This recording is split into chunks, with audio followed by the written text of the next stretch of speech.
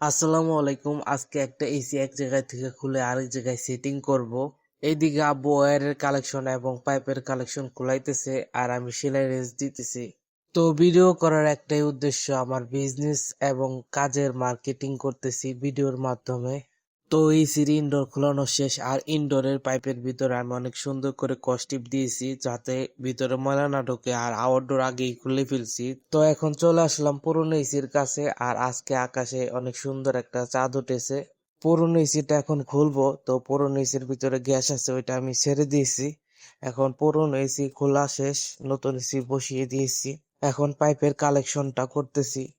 এদিকে আবার আব্বু চলে আসলো, আব্বু আবার পায়ের উপরে পাও দিয়ে আমার কাজ দেখতেছে।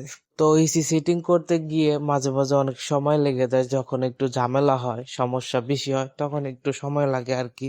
তো ভিডিও কেমন হয় জানি না, আর ভিডিও করার একটাই উদ্দেশ্য আমার, আমার ভিডিও দেখে আমার কাজের মার্কেটিং হবে।